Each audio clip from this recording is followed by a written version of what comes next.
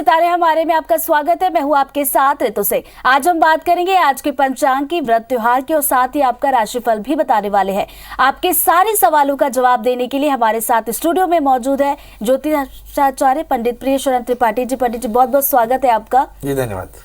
तो पंडित जी मौजूद है, आपकी सारी आशंकाओं को इस प्रोग्राम के जरिए वो दूर करने वाले हैं। साथ ही आज खास तौर पर आपको बताने वाले हैं कि बगलामुखी देवी की पूजा आपको कैसी करनी है, जिसके बाद आपकी सारी बाधाएं दूर हो जाएगी। साथ ही आप हमें फोन कॉल करके अपने सवाल भी पूछ सकते हैं। इसके लिए आपको डायल करना होगा हमारा नंबर है 0714008777। तो कार्यक्रम की शुरुआत में हम अपने दर्शकों से निवेदन करते हैं कि हमें कॉल करते वक्त अपनी टीवी की आवाज आप बंद कर दें। तो चलिए पंडित जी प्रोग्राम की शुरुआत करते हैं और हर दिन की तरह सबसे पहले हम बात कर लेते हैं आज के पंचांग की। जी आज शुभ संवत 2079 शक 1944 सूर्य उत्तरायण का वैशाख महीने के शुक्ल पक्ष की अष्टमी तिथि हर दिन सोमवार। अष्टमी शाम को 6:33 तक, आश्लेषा नक्षत्र शाम को 5:08 तक। आज चंद्रमा कर्क राशि में होंगे। आज का राहु काल 7:07 से 8:45 तक होगा। तो दोस्तों ये तो था पंचांग और अब बात करते हैं बगलामुखी की। जी पंडित जी, बगलामुखी देवी की पूजा की बात की जाए तो सबसे पहले ये बताइए कि महत्व क्या होता है पूजा का। देखिए हमारे यहाँ पे दुर्गा उपासना में अगर हम देखें तो सबसे पहले नवदुर्गा पूजन होता है, फिर षोडश मातृका, सप्तघात मातृका, 64 योगिनी और इसी तरह से 10 महाविद्या पूजन होता है। तो 10 महाविद्याओं में से एक महाविद्या बगलामुखी होती है। कहते हैं कि ओम ह्रीं ब्रह्मास्त्राय विद्महे स्तमनबाणाय धीमहि तन्नो बगला प्रचोदयात्, है ना। तो बगलामुखी को वाक देवी माना गया। कहते हैं कि शब्द से संसार का स्तंभन करने वाली देवी है और ये स्तंभन की देवी है, यानी संसार को स्टैग्नेंट कर देती है, संसार को फ्रीज कर देती है। कहते हैं कि जिसके अपने जुबान पर दृढ़ शक्ति हो, जीभ पर दृढ़ शक्ति हो, वो व्यक्ति किसी भी व्यक्ति के दिमाग पर नियंत्रण कर सकता है। शत्रुनाक वाक सिद्धि वाद में विजय पाने के लिए इनकी उपासना की जाती है। वैसे मैं अपने दर्शकों को बता दूं कि हमारे यहाँ पे खटकर्म, मारण, मोहन, उच्चाटन, उद्देशन, स्तंभन, ये 6 प्रक्रियाएं, शांति प्रक्रियाएं कही जाती हैं। जब कोई आक्रांता बेहद शक्तिशाली हो तब इन 6 क्रियाओं का इस्तेमाल किया जाता है। खासकर जब राजा आक्रांता के तौर पर हो तब इस शक्ति का इस्तेमाल किया जाता है। बगलामुखी इसी तरह की देवी है। जब कोई शक्तिशाली शत्रु आपके जीवन पर या समाज के जीवन पर प्रभाव डालने लगे, अन्यथा प्रभाव डालने लगे, तब इनका प्रयोग किया जाता है। इनका मंत्र है ओम ह्रीं ब्रह्मा बगलामुखी सर्वदुष्टानां वाचम मुखम पदमस्तंभे जीवांग किले किले बुद्धिमनाशिनी नमो। ये बगलामुखी का पूजन हम संसार के कल्याण के हेतु से करते हैं। ये शांति की देवी है, मगर कहते हैं कि स्तंभन की देवी है। यदि शत्रु सेना सामने खड़ी हो और बगलामुखी का कोई जाप करे तो कहते हैं कि सारी की सारी शत्रु सेना स्तंभित यानी स्टैग्नेंट हो जाती है। तो इस तरह से हम आक्रांता को शांत करने के लिए इसका इस्तेमाल करते हैं। बगलामुखी राज विद्या के अंतर्गत साधना की जाने वाली देवी है, इसलिए इसका रहस्य भी गुप्त है और इसकी उपासना का क्रम भी गुरु के मुख से ही सुनना चाहिए। वैसे बगलामुखी का जाप सामान्य तौर पर नहीं किया जाता। ये केवल कष्ट के समय या आपातकाल में की जाने वाली उपासना है। और बगलामुखी को साधने के लिए सबसे पहले सूर्योदय से पहले स्नान करें, स्नान करके सूर्य को अर्घ दें और फिर पीले वस्त्र धारण करके पीले आसन में बैठ करके बगलामुखी का ध्यान करना चाहिए। और कहते हैं कि इसमें षोडशोपचामुखी का पूजन करते हैं, मगर इसमें पीले वस्तुओं का इस्तेमाल किया जाता है, जैसे भोग में चने की दाल, बेसन से बनी वस्तुएं और पीले जो हल्दी से रंगे हुए चावल और हल्दी की माला से भगवती के मंत्र का जाप किया जाता है। बिल्कुल, तो पूजन विधि पर भी आगे बात करेंगे पंडित जी। अभी हमारे साथ कॉलर्स जुड़ना शुरू हो गए हैं। तो गंगानगर राजस्थान से सरिता जी हमारे साथ जुड़ गई। बहुत बहुत स्वागत है सितारे हमारे में सरिता जी आपका। हाँ जी पंडित जी नमस्कार। जी नमस्कार।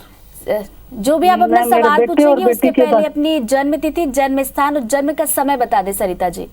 बेटा और बेटी के बारे में पूछना चाहती हूँ गुरु जी। तो मेरे बेटे का जन्म है 31 जनवरी 2002 में सुबह 6:15 बजे गुरुजी मैं पूछना चाहती हूँ, इसने कॉमर्स लिया है, इसको सरकारी जॉब, आगे इसका भविष्य कैसा रहेगा? एक बार जन्म गुरुजी तारीख दूसरा फिर से मेरी बता बेटी दें। का सवाल है, 3 अक्टूबर और 2007 सुबह रात को 11:55 पे, 3 अक्टूबर रात्रि 11:55 2007। तो मेरी बेटी को अब वो 10वीं पास की है गुरुजी, 10वीं में है गुरुजी, तो उसको आगे क्या विषय दिलाएं हमें, उसको क्या उसका भविष्य अच्छा रहेगा क्या बेटी के बारे में और बेटे के दोनों का मैं पूछना चाहती हूँ। और बेटी को विषय गुरुजी क्या दिलाएं तो उसको अच्छा आज रिजल्ट मिल सके। सबसे पहले अपने बेटे की डेट ऑफ बर्थ बता दें। हाँ जी, बेटे की डेट ऑफ बर्थ बता दें। बेटे की 31 जनवरी 2002 में सुबह 6:15 बजे, सुबेरे 6:15 बजे। हाँ जी। और बेटी का रात्रि 11:55 पे 2007 में 3 अक्टूबर को। जी जी जी जी जी। तो बेटी को विषय क्या दिलाएं गुरुजी? और बेटे ने कॉमर्स ले रखी है, तो आगे का भविष्य कैसे उज्जवल रहेगा? बेटा क्या करता है अभी? 3 अक्टूबर को। लगता है कि आवाज नहीं मिल रही है। आपने अपने बेटे के बारे में जानना चाहा है। आपके बेटे का जन्म लग्न वृश्चिक है, राशि भी उनकी वृश्चिक है, लग्न में चंद्रमा के साथ में केतु, 12वें स्थान में मंगल। बच्चे को सबसे पहले चोटों से बचाना चाहिए, क्योंकि लग्नस्थ केतु और 12वें मंगल के कारण ये जन्म कुंडली इंजरी प्रोन है, मतलब बहुत ज़्यादा इंजरीज हो सकती हैं, इसलिए बहुत तेज वाहन से इस बच्चे को बचाएं। इस बच्चे का जहाँ तक भविष्य, भाग्य स्थान में बृहस्पति, ये बच्चा प्रोफेशनल होगा। इसका तृतीय शनि अष्टम स्थान में है, थोड़ा सा आत्मविश्वास की कमी और बहुत अधिक प्रयासों में कमी दिखाई पड़ती है। जहाँ तक सवाल इस बच्चे के करियर का है, पीछे 2018 से 21 इस बच्चे की पढ़ाई बहुत अच्छी नहीं रही, मगर इस समय चंद्रमा की दशाएं चल रही हैं। चंद्रमा भाग्य शुक्र के लग्नस्थ है। आने वाला 1.5 वर्ष इस बच्चे के लिए बहुत खास होगा।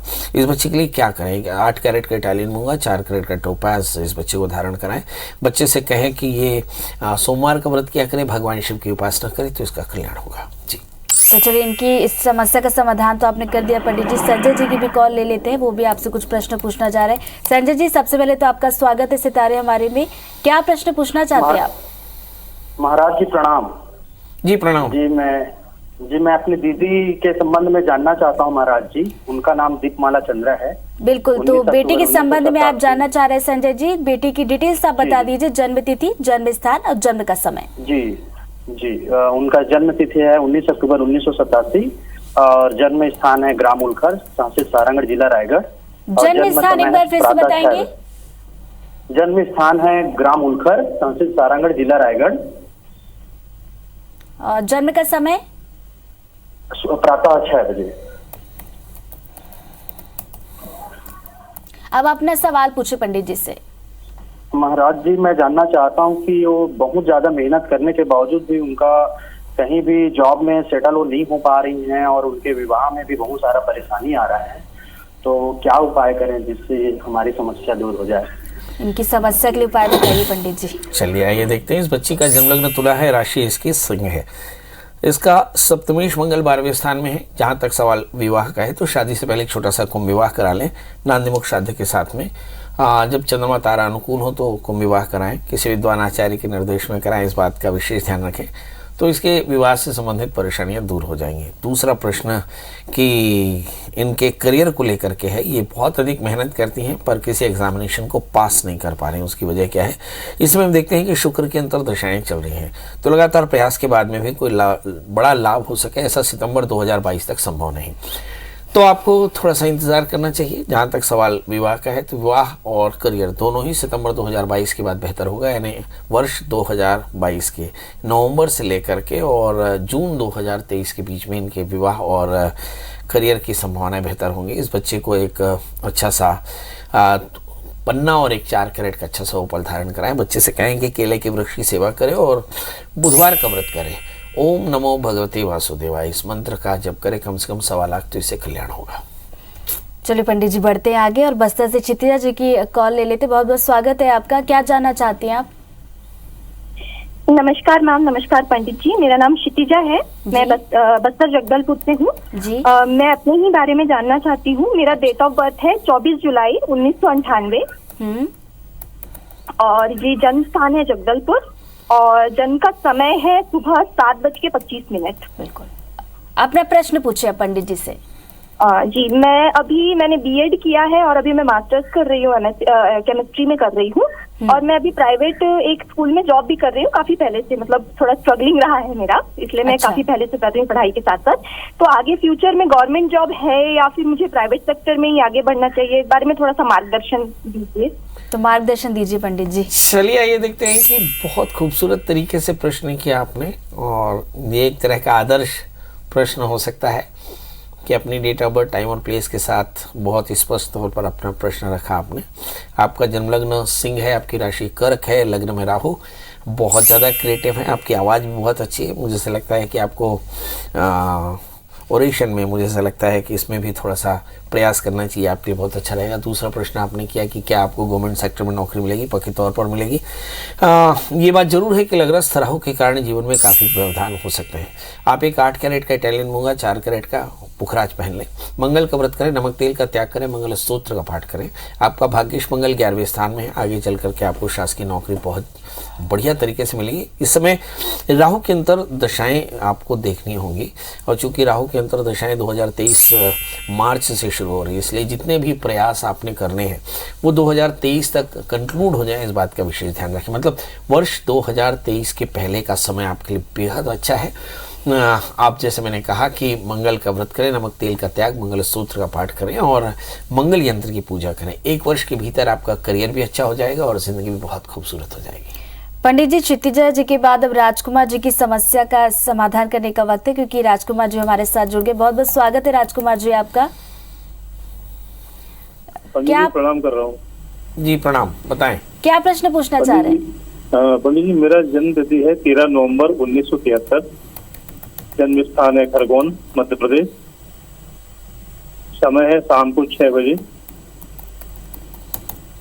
और जन्म स्थान? खरगोन, मध्य प्रदेश जी। अब अपना सवाल पूछिए आप। पंडित जी, लंबे समय से परेशानियां नहीं जा रही हैं, कर्जा बढ़ता जा रहा है, सफलता नहीं मिल रही किसी भी काम में। तो आप काम क्या करते हैं? उपाय करना चाहिए। आप काम क्या करते हैं? मैं जर्नलिज्म में हूँ। जर्नलिज्म में है जी। बहुत बढ़िया, लगातार जर्नलिज्म में है और सफलता नहीं मिल रही है। ये देखते हैं, आपका जन्म लग्न वृषभ है, राशि आपके मिथुन है, आपके 8वें स्थान में राहु, 12वें स्थान में मंगल। इस समय राहु की ही अंतरदशाएं चल रही हैं। चूंकि 8वें स्थान में राहु हो तो जातक को कई बार लगातार परेशानियों का सामना करना पड़ सकता है। राहु की अंतरदशाएं बीते 2020 से अप्रैल के महीने से शुरू है और ये 2023 फरवरी तक लगातार चलने वाली है। राहु की दशाओं में आमतौर पे खर्च ज़्यादा होता है, काम की कमी होती है, स्थान का परिवर्तन हो सकता है और बहुत ज़्यादा पेट में तकलीफ हो सकती है। परिवार में बहुत अधिक आकस्मिक हानियों की संभावनाएं बन सकती है। अब सवाल यह है कि इन सबका निदान क्या है। चूंकि शनि से आक्रांत राहु है और राहु के अंतरदशाएं चल रही है, राहु आपके अष्टम स्थान में है, तो सबसे पहला निदान है कि अज्ञात पितरों का श्राद्ध किसी नदी के किनारे देवता के मंदिर में मम कुलाभिवृद्ध ऐसा संकल्प करके अज्ञात पितरों का श्राद्ध, सर्पश्राद्ध और रुद्राभिषेक कराएं। नियमित रूप से भगवान शिव का पूजन करें और खासकर धतूरे का फूल भगवान में चढ़ाएं। एक 8 कैरेट का बढ़िया सा जामुनिया और 5 कैरेट का एक अच्छा सा उपल धारण करें। आप देखेंगे कि बहुत जल्दी आपकी इस परेशानी से आपको निजात मिलेगी। तो चलिए, इनको उपाय बताने के बाद कांके से राजेंद्र जी की समस्या का भी समाधान कर दीजिएगा पंडित जी। राजेंद्र जी हमारे साथ जुड़ गए, बहुत बहुत स्वागत है राजेंद्र जी आपका। राजेंद्र जी, क्या आप मुझे सुन पा रहे हैं? तो चलिए, आपके फोन कॉल्स का हमें इंतजार रहेगा। तो जितने भी लोग हमें कॉल करें, आपको एक बार फिर से बता दें कि जब आप अपना सवाल पूछे तो टीवी की आवाज आप बंद कर दें ताकि आपका सवाल जो है साफ साफ हमें सुनाई दे। साथ ही साथ एक बार नंबर आपको फिर से बता दें जिस पर आप कॉल करके अपना प्रश्न पंडित जी से पूछ सकते हैं, 0771-400-877। तो चलिए बढ़ते हैं आगे। अब यहाँ पर चंडीगढ़ से विनोद जी की कॉल ले लेते हैं। विनोद जी, स्वागत है आपका, क्या पूछना चाहते हैं आप? गुरु जी, हाथ जोड़ के चरण स्मरण। नमस्कार गुरु जी। जी नमस्कार जी, अपना सवाल बताएं, क्या पूछना चाह रहे हैं? गुरुजी, मेरी डेट ऑफ बर्थ है 21/3/1971, जन्म समय है शाम को 6 बजे, जन्म स्थान है जिला नरवाना, हरियाणा। गुरुजी, मेरी आर्मी से रिटायर पर्सन हूँ। मैं पहले भी एक बार इस बात किया था, लेकिन आपका मेरे को अच्छा सुझाव मिला। मेरी एक साइकिल है, उनमें मतलब अभी थोड़ा स्लो काफी स्लो वर्क चल रहा है। इसको क्या करने से क्या मतलब आगे मैं बढ़ सकता हूँ? इसको मेरा बेटा बैठता है उस पर। तो पंडित जी समाधान बताइए। आइए देखते हैं। आपका जन्मलग्न सिंह है, आपकी जो राशि है वो है धनु। आपके भाग्य स्थान पर शनि बैठे, हालांकि नीचस्थ होकर बैठे, और आपने एक साइकिल की दुकान खोली है। आप आर्मी के रिटायर्ड पर्सनल हैं और अभी आपका बेटा उसे देखता है। इस समय बुध की अंतर दशाएं चल रही हैं। बुध की अंतर दशाएं लगातार 22 जुलाई 2022 तक चलेंगी और इसके बाद में केतु की अंतर दशा चलेगी।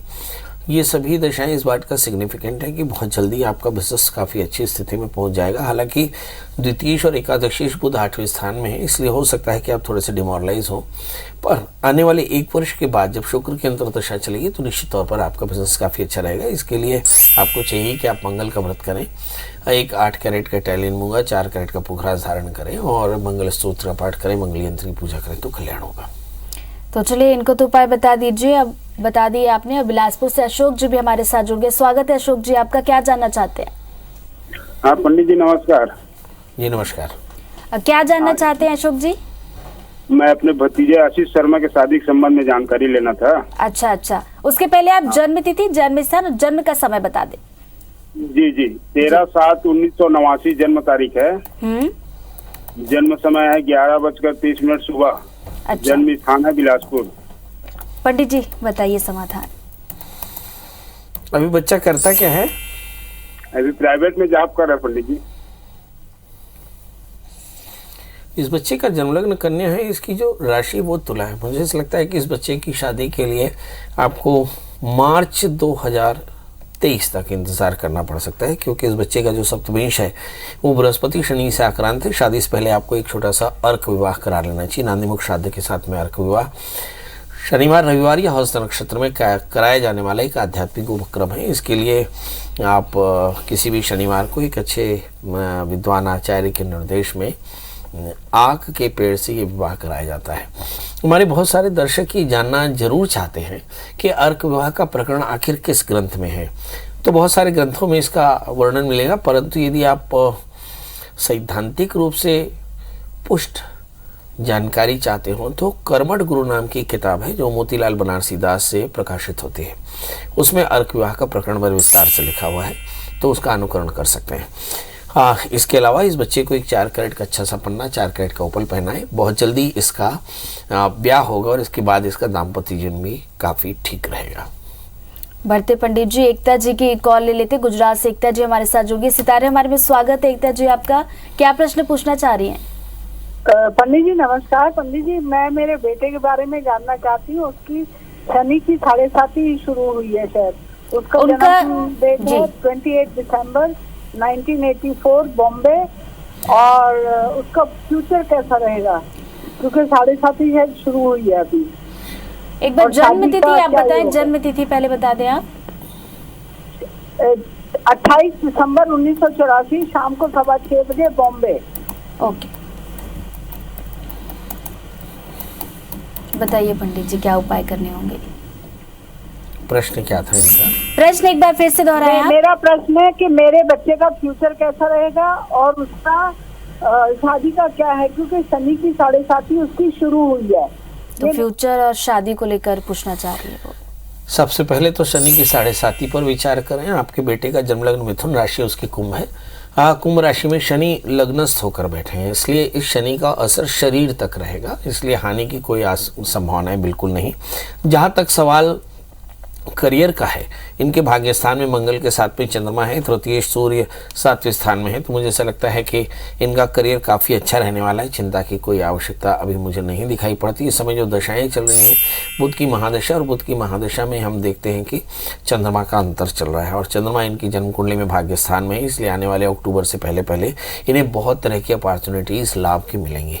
एक तीसरा प्रश्न शायद मैं सुन पाया हूँ कि शादी का कैसा रहेगा, तो इनके 7वें स्थान में बृहस्पति स्वग्रही होकर बैठे, तो अगर शादी ना हुई हो तो शादी से पहले एक छोटा सा विवाह कराएं, क्योंकि कई बार बृहस्पति जब सप्तम स्थान में स्वग्रही होकर बैठे तो ये केंद्राधिपति दोष बनाता है। यदि ऐसा कुछ दोष दिखाई पड़े यानी विवाह में व्यवधान दिखाई पड़े तो शादी से पहले एक छोटा सा अर्क विवाह करा लें तो कल्याण होगा। बिल्कुल, तो दर्शकों की कॉल लगातार हमें आ रहे हैं और पंडित जी समस्याओं का समाधान भी करें। पंडित जी, आज हम देवी बगलामुखी की पूजा को लेकर उसके महत्व को लेकर बात कर रहे थे। शुरुआत में आपने सारी चीजें तो बता दी, लेकिन मुझे लगता है जाते जाते एक बार संक्षिप्त में फिर से एक बार बता दें हमारे दर्शकों को, जो शुरुआत में नहीं जुड़ पाए उनके लिए ये एक अच्छी जानकारी हो जाएगी। देखिए, बगलामुखी हमारे यहाँ 10 महाविद्याओं में से एक महाविद्या और बगलामुखी उसकी एक स्वामिनी है। और बगलामुखी की उपासना हमारे यहाँ खटकर्मों के लिए की जाती है। खटकर्म एक शांति प्रक्रिया है जिसमें जब कोई आक्रांता बहुत ताकतवर हो तो ऐसी स्थिति में इसका इस्तेमाल किया जाता है। इसमें बगलामुखी की उपासना पीले द्रव्यों से की जाती है। तो प्रातःकाल स्नान करके सूर्योदय में भगवान सूर्य को अर्घ दे करके पीले आसन में बैठकर पीले वस्त्र पहन करके और पीले द्रव्यों से भगवती बगलामुखी की उपासना की जाती है। और बगलामुखी के मंत्रों का जाप हल्दी के माला से करना चाहिए, ऐसा शास्त्र में उल्लेख है। मंत्र बड़ा आसान है। यदि आपको सात्विक मंत्र जपना हो तो इसका बगला गायत्री का जाप करें। ओम ह्रीं ब्रह्मास्त्राय विद्महे अस्तमण बाणाय धीमहि तन्नो बगला प्रचोदयात्। ये बड़ा आसान सा बगला गायत्री है जिसे सभी कोई जप सकते हैं। परंतु यदि इसका सकाम अनुष्ठान करना हो तो किसी विद्वान आचार्य के निर्देश में ही इसको करें। गुरु दीक्षा से दीक्षित आचार्य से ही ये करें, क्योंकि ये राजविद्या है और इसके गंभीर परिणाम भी हो सकते हैं। सामान्य चेष्टाओं में, सामान्य क्रियाओं में बगलामुखी का जाप नहीं करना चाहिए, परंतु विशेष अनुष्ठान में आप इसका जाप जरूर कर सकते हैं। इसका मंत्र है ओम ह्लीं बगलामुखी सर्वदुष्टानाम वाचम मुखम पदमस्तंभे जीवांग कीले कीले बुद्धिम विनाशे ह्लीं ओम। ये बगलामुखी का विशेष जाप है जिसे आमतौर पर एकाग्र होकर के एकांत में जाप करना चाहिए। सभी प्रकार के राग द्वेष से मुक्त होकर इस जप का अनुष्ठान करना चाहिए और ऐसे अनुष्ठान से सभी प्रकार की शत्रु बाधा से आपको मुक्ति मिल सकती है। बिल्कुल पंडित जी, तो आज आपने बड़ी अच्छी चीज बताई कि देवी बगलामुखी की पूजा कैसे हमें करनी है और विधि क्या कुछ है वो भी पंडित जी ने बताई। जितने दर्शक हमारे साथ जुड़े उनकी समस्याओं का भी पंडित जी ने समाधान किया। बहुत बहुत शुक्रिया पंडित जी आपका। तो जितने भी दर्शक हमारे साथ इस वक्त जुड़े हैं वो बाद में भी अपना राशिफल जान सकते हैं। IBC 24 के फेसबुक और ट्विटर पर ये पूरा एपिसोड आपको मिल जाएगा और साथ ही कल फिर से आप सभी से मुलाकात होगी। आपके फोन कॉल्स का भी हमें इंतजार रहेगा। तो आज के लिए इतना ही। नमस्कार।